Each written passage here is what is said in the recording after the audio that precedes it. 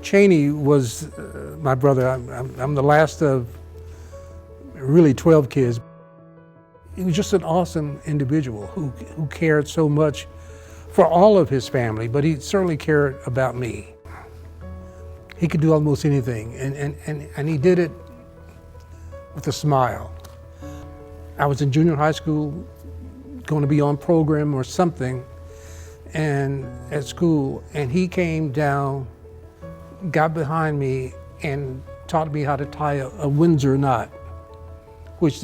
And to this day, when I'm in the mirror tying a tie, he comes to mind because I can feel his arms around me, showing me how to tie that tie, and I never forgot it. Got the news that he's very ill, that he too had cancer.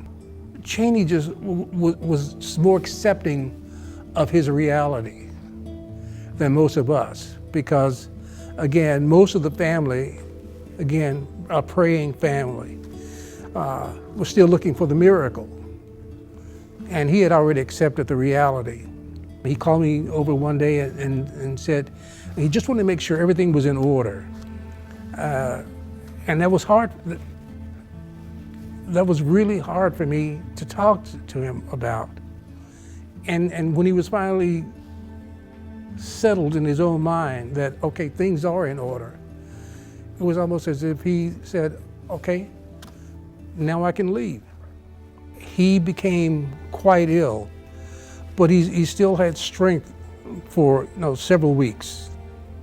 But it was clear that he was going to be leaving us soon.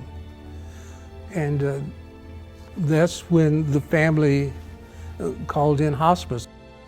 So I had no real feeling for hospice until I saw these two nurses who rotated coming in and out to make sure that he was comfortable, that he was never in any real pain that I could see. And it was almost like they were in the background, but they were really in the foreground, because they were making decisions, they were doing whatever they had to do medication-wise. And they just sort of quietly just did their jobs without intervening. I can't imagine any being more relatable, more friendly, more professional than the nurses that I saw work with my brother. But it just seemed there was a level of caring that I hadn't witnessed in the medical profession before. The amazing thing, the night that he passed away, I had all of these calls on my answering machine saying, "You need to go by Chaney's." I don't know, when I came through the door, my sister-in-law said, "Bobby Ray is here, and I know you want to see him." And even though he never opened his eyes, I had the sense that he knew I was there. I felt it. And within, just a few minutes after that, he had passed away. First of all, I've seen cancer before, and I've seen the agony that many people have gone through.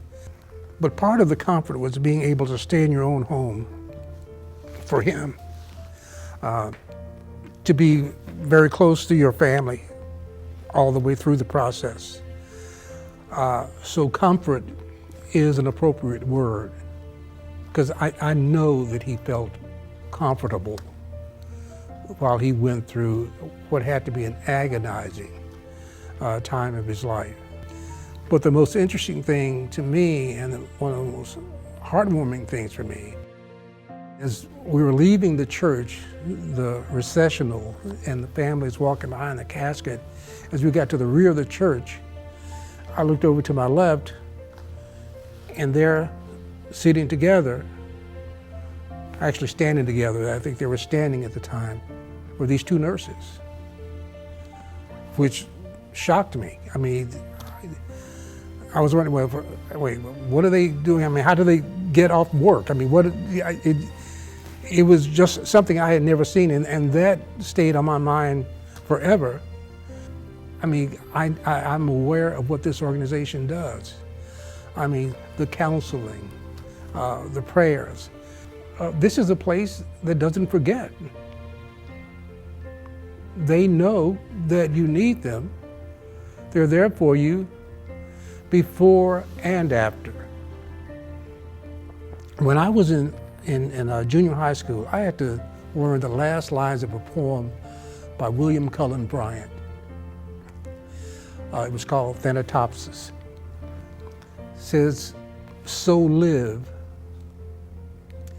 that when thy summons comes to join that innumerable caravan which moves to that mysterious realm, for each shall take his chamber in the silent halls of death, thou go not like the quarry slave at night scourged to his dungeon, but sustained and soothed by an unfaltering trust, approach thy grave like the one who wraps the drapery of his couch about him and lies down to pleasant dreams." And I think what I felt at the time that my brother passed away was that he had been allowed, thanks to the help of these nurses,